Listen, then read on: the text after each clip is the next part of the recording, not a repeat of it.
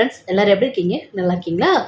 Friends, subscribe பண்ணுங்கள் friends. அப்படியே பக்கத்தில் இருக்க பெல் ஐகானை கிளிக் பண்ணுங்கள். சூப்பரான ஸ்நாக்ஸ் ரெசிபி தாங்க இன்றைக்கி பார்க்க போகிறோம்.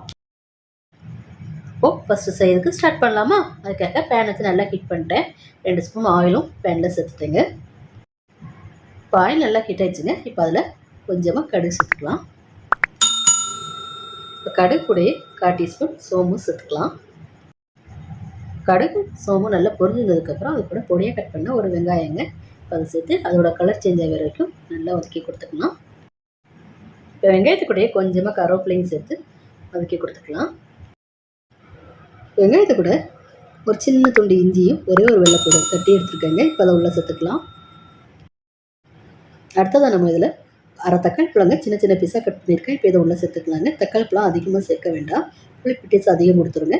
இந்த அளவுக்கு நீங்கள் சேர்த்தா போதும். இப்போ தக்காளி பழம் நல்லா சாஃப்டாக வதங்கி வரதுக்காக வதக்கி கொடுத்துக்கலாம்.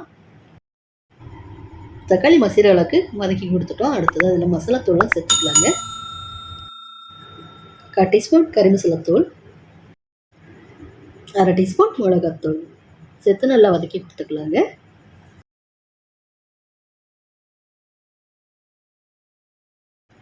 இப்போ நம்ம சேர்த்துருந்த மசாலா வெங்காயம் தக்காளி கூட நல்லா கலந்து கொடுத்துட்டேங்க. இப்போ இது கூட நம்ம வேக வச்சு எடுத்து சிறுபயிறு வேக வைக்கும்போது கொஞ்சமாக உப்பு சேர்த்து வேக வச்சுருக்கேங்க. இப்போ அதில் இருக்க தண்ணியை நல்லா வடித்து எடுத்துட்டேன். இப்போ இந்த சிறுபயிறு உள்ளே சேர்த்துக்கலாங்க. சிறுபயிறு வேக வைக்கும்போது நம்ம உப்பு சேர்த்துருக்குறோம். இப்போ இந்த மசாலா சுண்டலுக்கு தேவையான அளவு கொஞ்சமாக உப்பு சேர்த்து நல்லா கலந்து கொடுத்துக்கலாங்க.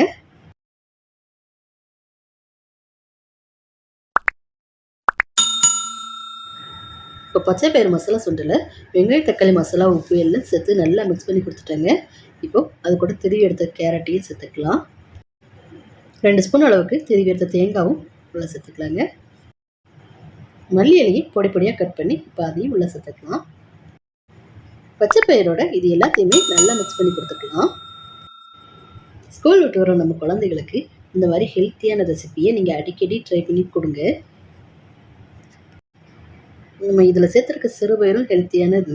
அது கூட கேரட்டு தேங்காய் மல்லியில் எல்லாமே சேர்த்துருக்குறோம். எல்லாமே ரொம்ப ரொம்ப ஹெல்த்தியானதுங்க.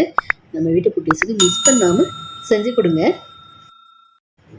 உடல் எடையை நீங்கள் குறைக்கணும்னு ஆசைப்பட்டீங்கன்னா இந்த ரெசிபியை நீங்கள் ட்ரை பண்ணி பாருங்கள்.